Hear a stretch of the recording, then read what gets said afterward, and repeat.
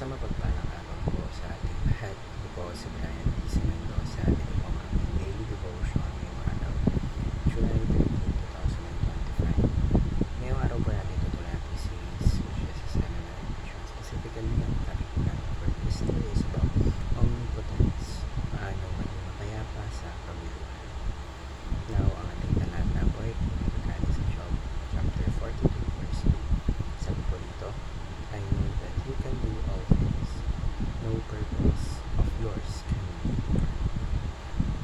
Now, upang ating mas magawaan kung ibig sabihin ng talatang ito, tayo po ay dadako na sa ating mga teachings for today. Una po, God's power has no rival and no peer. There is no power on earth or sa universe na kayang tapatan or pigilan ng Diyos. Kasi ang Diyos, He can do all things. And walang mahirap sa Kanya, walang mahirap gawin pagdating sa Diyos at it is possible. Ikalawa po, God is the planner and director of the universe. So lahat po ng nangyayari sa atin, ito po ay nakaayon sa plan ng Diyos, sa guidance ng Diyos. Siya po ang may control ng lahat and siya po ang nag-make sure na ang purpose or yung plan niya is nagagawa. Kahit na namang mangyari, lahat ay kontrolado ng Diyos. Ikatlo po, God's omnipotence is displayed on the cross. Alam niyo po ang greatest proof na napangyarihan ng Diyos is yung ginawa ng ating Panginoon Kristo sa krus ng Kalbaryo. Dahil doon po pinakita paano dinalo ng ating Panginoon ng kamatayan ang kasalanan. Ito po ay something na hindi kailangan magagawa ng kahit sino ako dito sa mundo dahil yung ating Panginoon Kristo na. Ngayon po tayo pwede ako sa ating applications. Ito po yung mga dapat natin gawin or apply sa ating mga buhay. Una po, practice calmness in chaos, trust God's direction.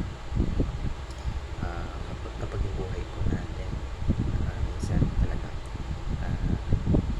we feel like it's out of control, we feel like it's messy, it's challenging, but kahit na gano'n, let's remind ourselves that ang ating Diyos po may in charge sa mga nangyayari. Huminga po tayo ng malalim and always remember to trust God because God knows everything, hindi na tayo pabayaan. We can lean on everything. Ikalawa po, pray more and trust everything to God.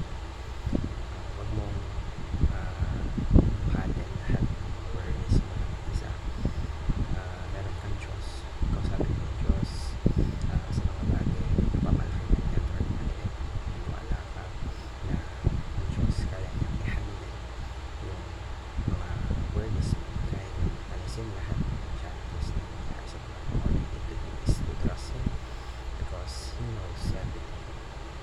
Kaya ikatlo po ang mas palangin is pay attention to God's direction.